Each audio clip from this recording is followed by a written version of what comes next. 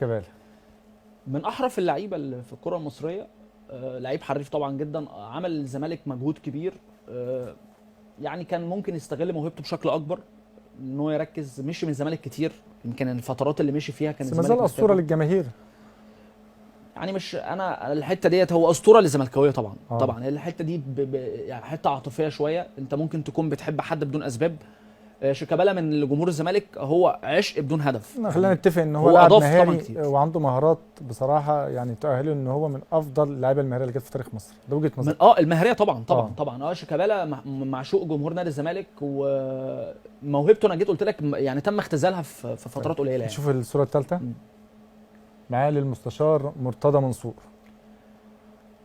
بص انا برضو هرجع اقول لك، انا ما اتعاملت معاه على المستوى الشخصي، انا ما شفتش منه حاجه بما يرضي الله. يعني انا ما اتعاملت معاه على المستوى الشخصي هو، لكن اللي كان بيظهر بره حاجات كتير مش قوي انت كان قلت في غلط. الحلقه انت كنت مقلق منه وانت من اه شويه ان انت ايوه، وانت رايح. ما اضمنش رد فعله اه حقيقي. وبتقول سمحت بس ما كانش حقيقي بالظبط. وعملت فيديو وكده.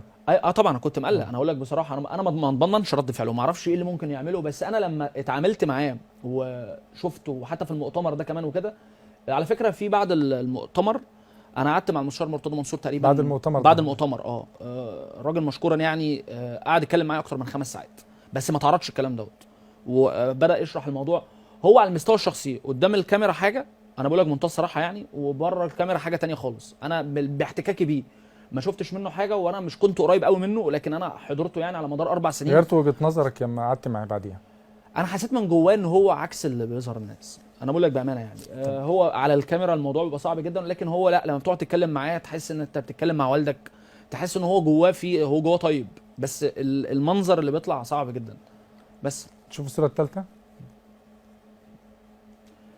امام امام عاشور. عاشور الصفقه الحزينه، من اللعيبه اللي انا زعلت عليها قوي انها مشت من نادي الزمالك. لعيب من احرف لعيبه مصر، وبرضه مش اضافه للاهلي. هنقول ايه اضافه للاهلي جدا جدا يعني. خد 20 جدا يعني، لعيب صغير في السن. لعيب قوي ومهاري، وعنده يعني عنده كوره حلوه. انا بحس بصراحه ان هو لعيب من مواصفات اوروبيه، عنده رؤيه حلوه قوي، يقدر يوصل الكوره لحد اللاعب. من الحاجات المساوئ برضو ان انا حزين لان لما المستشار مشي مرتضى من الزمالك منصور. كانت غلطه مين؟ مستشار، انا لسه المستشار كنت مرتضى. طبعا عايز تقول المستشار من وجهه مرتضى نظري هو يعني. اللي اخطا في رحيل امام عاشور. اللي هو كان اخر، سيبك من سبب مشيانه، انا بتكلم حتى على طريقه رجعته.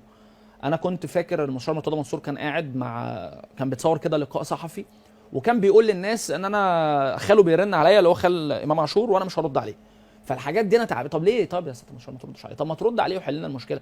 يقول لك هو بيرد رغبه اللاعب ان هو كان عايز يرجع للزمالك، عنده رغبه، وخاله عمال بيرن على الهوا على المستشار مرتضى منصور، وبيجي يقول لك انا مش هرن. كنت انا نفسي ساعتها صوتي يوصل له واقول له طب انت ليه بتعمل كده؟ طب ما تكلمه. يجي يقول لك لا، اللي عايز يجي ببلاش يعني يجي. انت ملتمس العذر لامام عاشور. طبعا ملتمس طبعا. العذر. طبعا. شوفوا الصوره اللي بعدها. كهربا.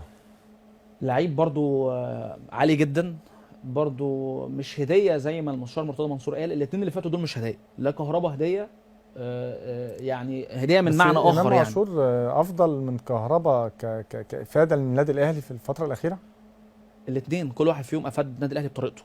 كهربا من هدافين النادي الاهلي، وعمل اضافه كبيره جدا، ورجع المنتخب مصر. وامام نفس الفكره.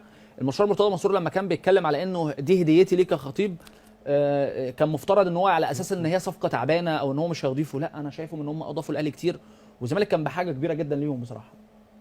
فهو لعيب طبعا كبير. الصوره اللي بعدها.